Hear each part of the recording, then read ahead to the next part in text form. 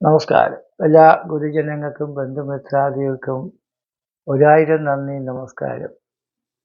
ഞാൻ doctor M Shibu Narayanan, Vembayam. ഈ channel കൂടി എല്ലാവരും സബ്സ്ക്രൈബ് ചെയ്യണം. ജ്യോതിഷ സംബന്ധമായ കാര്യങ്ങൾ അറിയുന്നതിലേക്ക് വേണ്ടി വാട്സപ്പിലേക്ക് ജനനത്തീയതി, ജനിച്ച സമയം, ജനിച്ച ജില്ല, പേര്, നക്ഷത്രം എന്നിവ സെൻഡ് ചെയ്യണം. ഫീസും അടയ്ക്കേണ്ടതുണ്ട്. 1200 ആണ്ട് ചിങ്ങമാസം മുതൽ കർക്കിടക മാസം വരെയുള്ള മാസഫലത്തെയാണ് പറയാൻ പോകുന്നത്. വർഷഫലം നമുക്കെങ്ങനെ ഇരിക്കണമെന്ന് മനസ്സിലാക്കാം. ഉരുരുട്ടാതി നക്ഷത്രത്തിന് 2 കൂറുണ്ട്. കുംഭക്കൂറുമുണ്ട്, മീനക്കൂറുമുണ്ട്. കുംഭക്കൂറുകാർക്ക് ഇപ്പോൾ 7 ശനിയുടെ ജന്മശനി, 2 വേഴൻ, 4 5 ഈ വർഷം വേഴം സഞ്ചരിക്കുന്ന സമയമാണ്. ജൂൺ മാസം വരെ 4 അത് കഴിഞ്ഞ് 5. അപ്പോൾ 5 4 വേഴം സഞ്ചരിക്കുന്ന സമയം നിങ്ങൾക്ക് വളരെ ആശ്വാസജനകമാണ്. 4 വേഴം നിൽക്കുമ്പോൾ വീട്, വസ്തു, കെട്ടിടം, വാഹനം ഇതൊക്കെ ഉണ്ടാവും. ബന്ധുക്കളുടെയൊക്കെ സ്നേഹവും എല്ലാ ബന്ധുക്കളുമായിട്ട് യോജിച്ച് ജീവിക്കാനുള്ള സാഹചര്യവും ഉണ്ടാവും. അച്ഛൻ ഒരു സ്ഥലത്ത്, അമ്മ ഒരു സ്ഥലത്ത്, മക്കൾ ഒരു സ്ഥലത്ത്, ഇങ്ങനെ പല ഭാഗത്ത് ജീവിക്കാൻ വേണ്ടി ജീവിക്കുന്നവർക്ക് എല്ലാവർക്കും ഒന്നിച്ച് ജീവിക്കാനും കാണാനും അറിയാനും ഉള്ള ഒരവസരം കിട്ടും. 5 വേഴം നിൽക്കുന്ന സമയവും നിങ്ങൾക്ക് മാത്രമല്ല പിള്ളേരുടെ കാര്യത്തിലുള്ള വിഷമം മാറി മക്കൾക്ക് നല്ല വിദ്യയും ജോലി, അധികാരവും, വിവാഹവും, സമ്പത്തും, സൗഭാഗ്യവും, മക്കളുടെ പ്രീതി, സഹായമൊക്കെ നമുക്ക് കിട്ടും. അവർക്കും നല്ലത് വരും. അവരുടെ സന്തോഷവും സമാധാനവും ഉയർച്ചയും വളർച്ചയും കണ്ട് നമുക്കും സന്തോഷത്തോടുകൂടി ആസ്വദിച്ച് ജീവിക്കാൻ പറ്റും. 5 വേഴം വരുമ്പോൾ പുത്രസ്ഥലാഭോ അഥവാ ആരോഗ്യന്തി പ്രതിബോധയശ മനസന്തുഷ്ടിച്ച പുണ്യോദയം.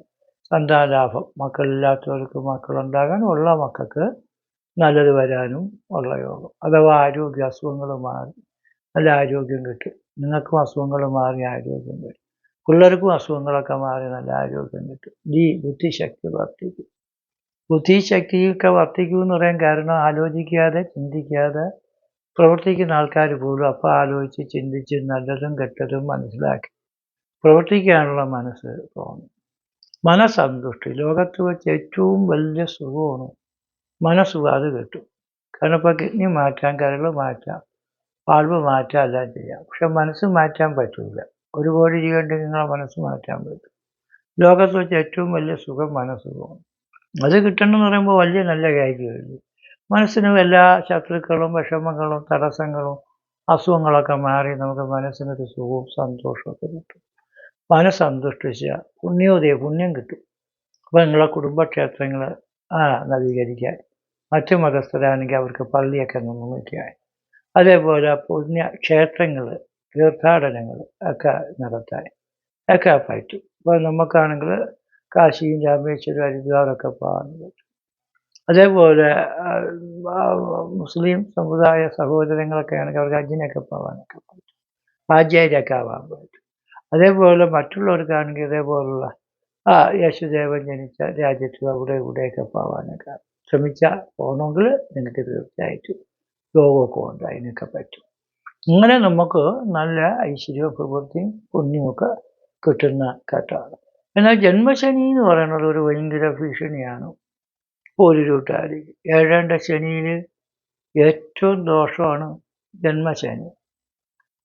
അത് ഈ പൂരുരുട്ടാതി നക്ഷത്രക്കാർക്ക് 7 ശനി തുടങ്ങിയിട്ടിപ്പോൾ 4.5 കൊല്ലമായി. ഇനി 3 കൊല്ലവും കൂടെ ഉണ്ട് കുംഭരാശിക്കൂറുകാർക്ക് 7 ശനി ചെയ്യാൻ. ആ 7 ശനിയാണ് നമ്മളെ ചൂപ്പാട് വരുത്തിക്കൊണ്ടിരിക്കുന്നത്. പിള്ളേർക്കും കുടുംബത്തിനും വീടിനും വസ്തുവിനും ഒക്കെ നല്ലത് കിട്ടുമെങ്കിലും 7 ശനി വന്നാൽ നാനാരോഗം ഒന്ന് മാറി ഓരോ അസുഖങ്ങൾ ഉണ്ടായിക്കൊണ്ടിരിക്കും. സുഖത്തിനും സാമ്പത്തികം, ദാമ്പത്തികം, പുരോഗതിക്ക് തടസ്സം. സുഖമെന്ന് വെച്ചാൽ ഒരു സുഖം കിട്ടണില്ല, എൻ്റെ പൊന്നെ ഭയങ്കര വിഷമം തന്നെ എന്ന് പറയും. സാമ്പത്തികം വെച്ചാൽ 1 കോടി രൂപ വരുമാനമുള്ള ഒരാളും പൈസ ഇങ്ങോട്ട് പോയെന്ന് അറിയാൻ പറ്റാതെ സാമ്പത്തിക നഷ്ടങ്ങൾ വരും. കിട്ടാനുള്ള പൈസ കിട്ടുകയും ചെയ്യും, കിട്ടാതെയും പോകും. അതുപോലെ കടവും കൂടെ വായിക്കും. സ്ഥാനമാനം, സംഘം, സമുദായം, ജോലി, അധികാരം ഇതൊക്കെ കിട്ടേണ്ടുന്ന പ്രൊമോഷൻസ്, നേട്ടങ്ങൾ, സാലറികൾ, മെച്ചങ്ങളൊന്നും കിട്ടാതെയൊക്കെ പോകും. ഒരു കുട്ടി പരീക്ഷ എഴുതി 1/2 മാർക്ക് 1 മാർക്കിനൊക്കെ ക്ലാസ് റാങ്ക് ഡിസ്റ്റിങ്ഷൻ A+ സെലക്ഷനൊക്കെ കിട്ടാറുണ്ട്. നല്ല ജോലി കിട്ടിയാലും നല്ല സാലറി കിട്ടണമെങ്കിൽ കളഞ്ഞിട്ട് വരരുത്. അവിടെ ഇരിക്കണം. അവിടെ ഇരുന്നു കൊണ്ട് വേണം നമുക്ക് സീറോയിൽ നിന്ന് ഹീറോ ആവാനുള്ള ചാൻസ് ഉണ്ടാക്കിയെടുക്കാനുള്ളത്. പ്രപഞ്ചമെന്ന് വെച്ചാൽ നാട് വിട്ടുകൂടെ നിൽക്കണവർക്ക് ഇവിടുത്തെ ജോലി കളഞ്ഞിട്ട് വേറെ ജോലി, സർക്കാർ ഉദ്യോഗസ്ഥന്മാർ വരെ പലരും ചോദിക്കാറുണ്ട്, ഇവിടെ ജോലി ചെയ്തിട്ട് വലിയ മെച്ചമൊന്നുമില്ല, ഒരു ലീവ് എടുത്തിട്ട് ഞാൻ വിദേശത്ത് പോയാൽ കൊള്ളാമോ, രക്ഷപ്പെടുമെന്ന്. നീ ദോഷ സമയത്ത് പോയാൽ ഉള്ള ജോലി പോവുകയും ചെയ്യും, അതിൻ്റെ വരുമാനം നിൽക്കുകയും ചെയ്യും, പുതിയ ജോലിയും പൈസയൊക്കെ കിട്ടാൻ പാടുമാണ്.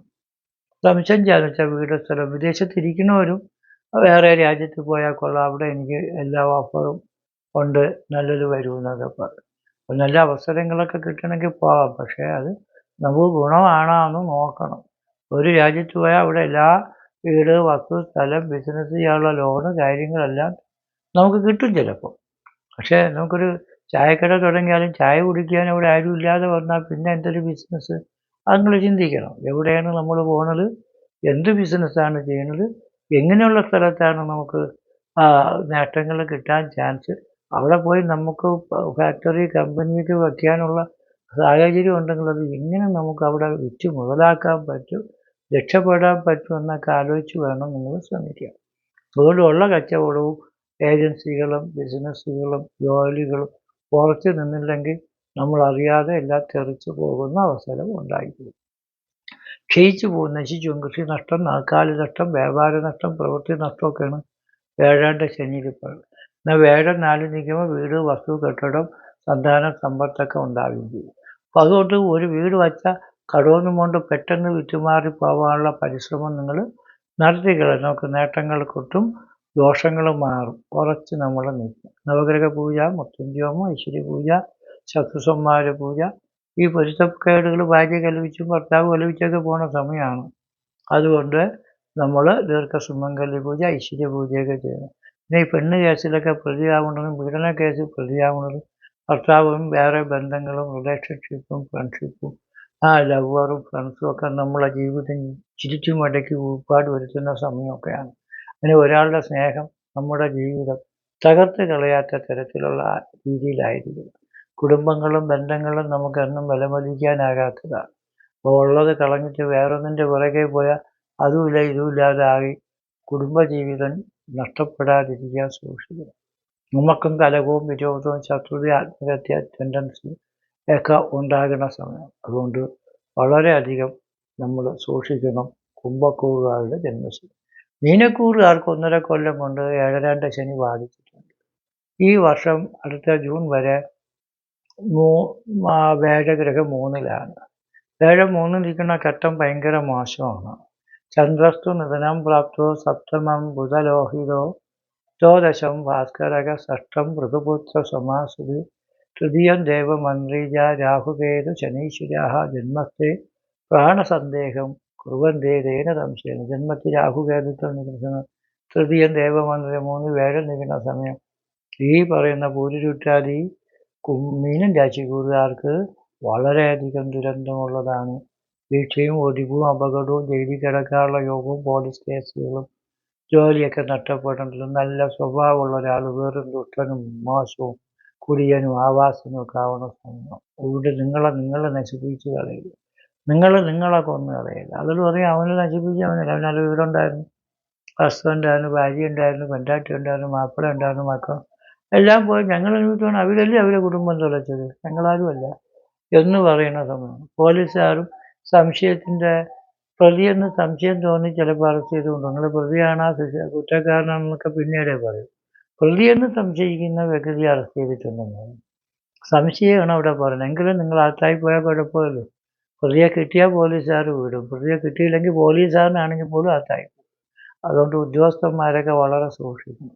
നിങ്ങളുടെ കഴിവും അധികാരവും ഉപയോഗിച്ച് നേടാൻ ശ്രമിക്കുന്ന പല നേട്ടങ്ങളും നിങ്ങളുടെ ജീവിതം തുലച്ചു കളയുന്ന സമയം. അധികാരികളെ കൊണ്ടും ഉദ്യോഗസ്ഥന്മാരെ കൊണ്ടും സ്വസ്ഥതയില്ലാതെ നമ്മളെ കൊല്ലുന്ന ആത്മഹത്യ ചെയ്യുന്ന സമയമൊക്കെയാണ്. അതുകൊണ്ട് നിങ്ങളെ രക്ഷിക്കണം. ഞങ്ങൾക്കാർക്കും രക്ഷിക്കാൻ പറ്റില്ല. അതുകൊണ്ട് നമ്മൾ വളരെ സൂക്ഷിച്ച് ഭക്തിയോടുകൂടി ദൈവങ്ങളെ പ്രാർത്ഥിച്ച് പോകണം. ഭക്തി വേണം നമുക്ക്. ഭക്തിയുള്ള ആൾക്കാർ തന്നെങ്കിലും വിനാശകാലെ വിപരീത ബുദ്ധി എന്നാണ്. സമയം മോശം വരുമ്പോൾ നമുക്ക് ദേഷ്യവും വാശിയും അക്രമവും അഹങ്കാരമൊക്കെ ഒന്ന് ശുദ്ധ ദുഷ്ടന്റെ ഫലം ചെയ്യുന്നത് പോലെ ആയിരിക്കും. ഇങ്ങനെയുള്ള കുരുക്ക് നമ്മളെ കൂടെ ഉണ്ട്, നിഴല് പോലെ ഉണ്ടെന്ന് മനസ്സിലാകും. അതുകൊണ്ട് നിങ്ങൾ സ്വയമായിട്ട് പ്രാർത്ഥിക്കുകയും വേണം. ഗണപതി പൂജ, ഭഗവതി പൂജ, മൃത്യുഞ്ജയമോ, ഐശ്വര്യ പൂജ, ശത്രുസംഹാര പൂജ ഇതൊക്കെ ചെയ്യണം. 2025 ജൂൺ മാസം വരെ ഭയങ്കര രോഗവും ആപത്തും ഒക്കെ ഉള്ള സമയമാണ്. അതുകൊണ്ട് മരുന്ന് വേണം, മന്ത്രം വേണം, ചികിത്സ വേണം, ശ്രദ്ധിക്കണം. വാഹനങ്ങളൊക്കെ ഓട്ടിക്കണം, സൂക്ഷിക്കണം. അപകടങ്ങളും മരണക്കണ്ടി വരെ ഉള്ള സമയമാണ്. അതുകൊണ്ട് മൃത്യുഞ്ജയ മന്ത്രം തന്നെ ജപിക്കണം. ഒന്നും മൃത്യുഞ്ജയ മന്ത്രം അറിഞ്ഞൂടെങ്കിൽ നമശിവായ നമശിവായ നമശിവായ ജപിച്ചാലും മതി. ശിവക്ഷേത്രത്തിൽ പോകണം, മൃത്യുഞ്ജയ അർച്ചനയ്ക്ക് കൊടുക്കണം, കാലഭൈരവനെ തൊഴുക. കാലഭൈരവന് അമാവാസി പൂജ, അതേപോലെ കാലഭൈരവ പൂജ ഇതൊക്കെ കൊടുത്താൽ ഒരുപാട് വിഷമതകൾ നമുക്ക് മാറും. മരുന്നും മന്ത്രവും പിന്നെ ക്ഷമ. നമ്മൾ ശരിക്കും പറഞ്ഞാൽ പഴയ ജ്യോത്സ്യന്മാർ പറഞ്ഞ് ചെവി പഞ്ഞി വെച്ചോളൂ എന്ന് പറയും. എന്തിനാണ് ചെവി പഞ്ഞി വെക്കുന്നത്? ആളുകൾ പറയണ തെറി, അപവാദം, വിരോധം ഇതൊന്നും നമുക്ക് കേൾക്കാതിരിക്കാനും. ഇത് കേട്ട് കഴിഞ്ഞാൽ മൂക്കി പഞ്ഞി വയ്ക്കുന്ന സമയമെന്ന് വെച്ചാൽ മരിച്ചു കഴിയുമ്പോഴാണ് മൂക്കി പഞ്ഞി വയ്ക്കുന്നത്. അതുകൊണ്ട് വളരെ സൂക്ഷിച്ച് നിങ്ങളെ രക്ഷിക്കാൻ നിങ്ങൾക്ക് മാത്രമേ പറ്റൂ. എപ്പോഴും നമ്മളെ ബന്ധുക്കളോ സുഹൃത്തുക്കളോ കാണൂല. ചെന്ന് കുരുക്കി ചാടാതെ കുഴപ്പങ്ങൾ ഉള്ളത് തിരിച്ചറിഞ്ഞ് ചിന്തിച്ച് പ്രവർത്തിച്ചാൽ നമുക്ക് നല്ലത് തന്നെ വരും. അതേപോലെ ജ്യോതിഷ സംബന്ധമായ കാര്യങ്ങൾ ജാതകമൊക്കെ ഒന്ന് പരിശോധിച്ച് നോക്കി പരിഹാരങ്ങൾ ചെയ്താൽ ഏറ്റവും നല്ലതായിരിക്കും. നിങ്ങൾക്കും കുടുംബജനങ്ങൾക്കും സന്താനങ്ങൾക്കും ബന്ധുക്കൾക്കും എല്ലാം നല്ലത് വരട്ടെ എന്ന് പ്രാർത്ഥിച്ചുകൊണ്ട് നിർത്തുന്നു. നന്ദി, നമസ്കാരം.